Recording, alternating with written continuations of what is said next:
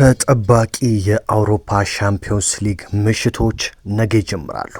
ውድ አድማጭ ተመልካቾቼ አርሰናል ብቸኛ የቀረው ተስፋ ይህ የሻምፒዮንስ ሊግ ዋንጫ ነው። አትሌቲኮ ማድሪድ፣ ሪያል ማድሪድ፣ ሊቨርፑል፣ ባየር ሙኒክ፣ ኢንተር ሚላን የመሳሰሉ እጅግ አደገኛና ሀያላን ቡድኖች በዚህ የሻምፒዮንስ ሊግ ምሽት ፍጥጫ ላይ ይፋጠጣሉ። መድፈኞቹ የት ይጓዛሉ? ከእንግሊዝ ፕሪምየር ሊግ እጅግ አስደናቂ ጊዜ እያሳለፈ የሚገኘው ሊቨርፑልስ። በነገራችን ላይ የአውሮፓ ሻምፒዮንስ ሊግ ነገ ምሽት 2:45 ሲል ነው የሚጀምረው። ታዲያ አሰልጣኝ ሚኬል አርቴታ አውሮፓ ሻምፒዮንስ ሊግ የምወደው መድረክ ነው ሲሉ ተናግረዋል። የመድፈኞቹ አለቃ ስፓኒያርዱ አሰልጣኝ አርቴታ በሻምፒዮንስ ሊግ ረጅም ርቀት መጓዝ እፈልጋለሁ ሲሉ ነው የተናገሩት። ዘንድሮ በጉዳት ምክንያት በፕሪሚየር ሊጉ የፈለጉትን ውጤት ማምጣት ያልቻሉትና በጊዜ ቀዝቀዝ ብለው እንግዲህ የፕሪሚየር ሊጉን ዋንጫ ለሊቨርፑል እየሰጡ የሚመስሉት አርሰናሎች በአውሮፓ ሻምፒዮንስ ሊግ ግን ጥሩ የሚባል ግስጋሴ አላቸው። ታዲያ የአውሮፓ ሻምፒዮንስ ሊግ የምድብ ጨዋታዎችንም በደረጃ ሰንጠረዡ ከ1 እስከ 3 ይዘው ያጠናቀቁ ሲሆን ይህም እንግዲህ በሻምፒዮንስ ሊጉ ምን ያህል ጥንካሬ እንዳላቸው ያስመለከተ ነው። ከዚህ ቀደም እንደነገርኳችሁ የቀድሞ የአርሰናል አሰልጣኝ አርሰን ቬንገር አርሰናል ትኩረት ማድረግ ያለበት ሻምፒዮንስ ሊጉ ላይ ነው ሲሉ ተናግረው ነበር። አርሰን ቬንገር እንግዲህ አርሰናልን ይዘው በሻምፒዮንስ ሊግ ከባርሴሎና ጋር ለፍጻሜ መድረሳቸው ሲታወስ ያ እንግዲህ ለመድፈኞቹ ሁልጊዜ ጸጸት የሆነ ነው። ቴሪ ሄነሪ ስለዚህ ቀን ሁሌ ሲናገር ከአርሰናል ጋር ሻምፒዮንስ ሊግን የዛን ቀን ባለማሳካቴ ሁልጊዜ ሐዘን ይሰማኛል፣ ከውስጤ የማይጠፋ እጅግ አሳዛኝ ቀን ሲል ሁልጊዜ ይናገራል። አሰልጣኝ ሚኬል አርቴታ ታዲያ ነገ የምንገጥመው ቡድን እጅግ አስቸጋሪ እንደሆነ አውቃለሁ፣ በተለይ በአውሮፓ ሻምፒዮንስ ሊግ ያለ ቡድን ሁሉ አስቸጋሪ ነው ሲሉ ተናግረዋል። በነገራችን ላይ መድፈኞቹ ነገ የሚገጥሙት የኔዘርላንዱን ፒኤስቪ አይንዶቨን ነው። ፒኤስቪ በነገራችን ላይ በኔዘርላንድ ሊግ ሁለተኛ ደረጃ ላይ ነው የሚገኘው ከአያክስ ቀጥሎ። በነገራችን ላይ አርሰናልና ፒኤስቪ አይንዶቨን ባለፈው ዓመት ተገናኝተው እንደነበረ ታስታውሳላችሁ። የዛኔ እንግዲህ አርሰናል ከሜዳ ውጭ ያደረገውን ጨዋታ አንዳቻ ነበር ያጠናቀቀው። ኒኪታ ነበር የዛኔ አሁን ለክሪስታል ፓላስ የተሰጠው ተጫዋች ማለት ነው፣ ግብ አስቆጥሮ ከዛም በኋላ ከፒኤስቪ ጋር አንዳቻ ወጥቶ በኤምሬትስ ላይ ታዲያ አርሰናል ፒኤስቪን አምና 4-0 ነው ድል ያደረገው። ቡካዮ ሳካ፣ ትሮሳርድ፣ አሁን በጉዳት ላይ የሚገኘው ገብርኤል ጄሱስ እና ማርቲን ኦዲጋርድ 4 ግቦችን አስቆጥረው አርሰናል እንግዲህ ፒኤስቪ አይንዶቨንን አሸንፎታል በሜዳው። 2022 ላይ ደግሞ ተገናኝተው ነበር ከዛሬ 2 ዓመት በፊት። ታዲያ በፒኤስቪ ሜዳ አርሰናል ተሸንፎ ነበረ። ከዛ በሜዳው ደግሞ 1-0 ማሸነፍ ችሏል። ስለዚህ አርሰናል ይህንን ጨዋታ ለማሸነፍ ከፍተኛ ጥረት ያደርጋል ተብሎ ነው የሚጠበቀው። ምክንያቱም አሰልጣኝ ሚኬል አርቴታ ረጅም ርቀት መጓዝ የምፈልገው በአውሮፓ ሻምፒዮንስ ሊግ መድረክ ነው ሲሉ መናገራቸው ይታወሳል። ማክሰኞ ምሽት 5 ሰዓት ላይ ነው ይህ ጨዋታ የሚደረገው። አርሰናሎች እንግዲህ ከሜዳ ውጭ የመጀመሪያ ጨዋታቸው ማድረጋቸው ለነሱ ጥሩ ነው። ምክንያቱም ነጥብ ይዘው መጥተው ሁለተኛውን ጨዋታ በሜዳቸው መግደል ይፈልጋሉ። ሌላኛው ነገ የሚደረገው ተጠባቂ ጨዋታ ከአርሰናል ጋር በቀጣይ ካለፉ የሚገናኙት የአትሌቲኮ ማድሪድ እና የሪያል ማድሪድ ጨዋታ ነው። አትሌቲኮ ማድሪድ ከሪያል ማድሪድ እንግዲህ ነገ በሳንቲያጎ በርናባው ይገናኛሉ።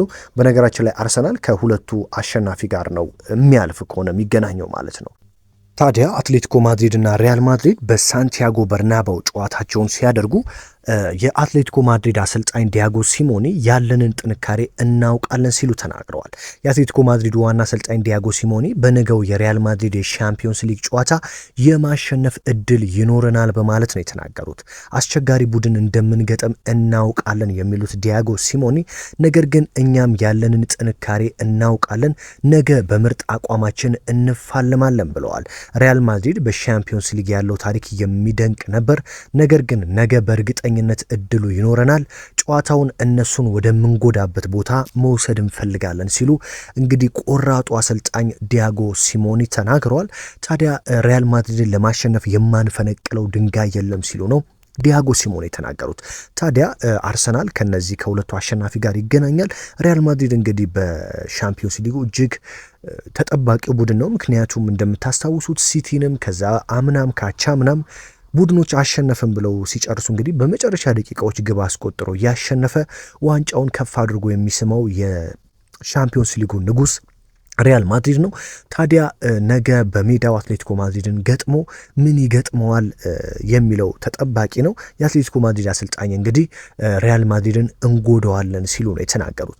ታዲያ አርሰናል ከፒኤስቪ፣ ቦሩሲያ ዶርትመንድ ከሊል እንደዚሁም ደግሞ 2 ሰዓት ከ45 ቀደም ብሎ በፕሪሚየር ሊጉ አስደናቂ ጊዜን እያሳለፈ የሚገኘው አስቶን ቪላ ከሜዳው ውጪ ክለብ ብሩግን የሚያስተናግድ ይሆናል። ሮብ ደግሞ ሊቨርፑል ከፓሪሴን ዠርሜን እጅግ ተጠባቂ አጓጊ ጨዋታ ነው። በነገራችን ላይ የፈረንሳዩ ኃያል ክለብ ፓሪሴን ዠርሜን በአሰልጣኝ ሉዊስ ኤንሪኬ እየተመራ ዘንድሮ በፈረንሳይ ሊግ 1 አንድም ጨዋታ አልተሸነፈም።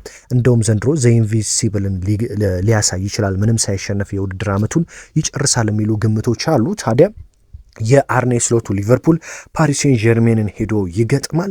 በፓሪሴን ዠርሜን ሜዳ ማለት ነው። የፓሪሴን ዠርሜኑ አሰልጣኝ ሉዊስ ኤንሪኬ ሊቨርፑል በአውሮፓ ምርጡ ቡድን እንደሆነ አውቃለሁ፣ ነገር ግን እኛም ጠንካሮች ነን፣ ስለዚህ ለመከላከል አልገባም፣ እያጠቃን ነው የምንጫወተው ሲሉ ተናግረዋል ሉዊስ ኤንሪኬ የፓሪሴን ዠርሜኑ አሰልጣኝ። ታዲያ ሊቨርፑል ከፓሪሴን ዠርሜን የሚያደርጉት ጨዋታ ተጠባቂ ነው። በነገራችን ላይ ሊቨርፑል በአውሮፓ ሻምፒዮንስ ሊግ ዋንጫውን ያሸንፋሉ ተብለው ከተገመቱት ከነ ሪያል ማድሪድ ጋር ማለት ነው የመጀመሪያ ግምት የተሰጠው ሊቨርፑል ነው። ታዲያ ሊቨርፑል ከፓሪሴን ዠርሜን ሮብ እጅግ ተጠባቂ ጨዋታ ነው። ሌላኛው ባየር ሙኒክ ከባየር ሊቨርኩሰን የሚያደርጉት ጨዋታ እጅግ አጓጊ ነው። በጀርመን እንግዲህ እነዚህ ሁለት ቡድኖች እየተገናኙ ሁልጊዜ ትንቅንቅ አለ፣ ይፋጠጣሉ። በተለይም የሊቨርኩሰኑ አሰልጣኝ ዣቪ አሎንሶ ባየር ሊቨርኩሰን ከተረከበ በኋላ ከባየር ሙኒክ ጋር ያላቸው ፉክክር እጅግ የሚደነቅ ነው። ዘንድሮም ሁለት የተገናኝተው እንግዲህ አልተሸናነፉም። አንዳቻና 0-0 ነው የተለያዩት በዲኤፍቢ ፖካል ማለትም በጀርመን ዋንጫ ተገናኝተው ግን ባየር ሊቨርኩሰን 1-0 ባየር ሙኒክን አሸንፎታል። ሌላ ለዋንጫው ትልቅ ግምት ከተሰጣቸው ቡድኖች አንዱ የካታላናው ክለብ ባርሴሎና ሮብ ምሽት 5 ሰዓት ላይ ቤኔፊካን የሚገጥም ይሆናል። ባርሴሎና እንግዲህ ቤኔፊካን አሸንፎ ወደ ቀጣዩ ዙር ያልፋል የሚል የበርካቶች ግምት ነው። ባርሴሎና በላሊጋው በተለይ እጅግ አስደናቂ ጊዜን እያሳለፈ ይገኛል። ስለዚህ ባርሴሎናም ረጅም ርቀት በሻምፒዮንስ ሊጉ ይጓዛል ተብሎ ከሚጠበቁ ቡድኖች አንዱ ነው። ኢንተር ሚላን ቀደም ብሎ 2 ሰዓት ከ45 ላይ ፊዮነርድን እንግዲህ ከሜዳው ውጪ ተጉዞ ይገጥማል ማለት ነው። ስለዚህ የአውሮፓ ሻምፒዮንስ ሊግ ዘንድሮ እጅግ አጓጊ እንደሚሆን ይጠበቃል።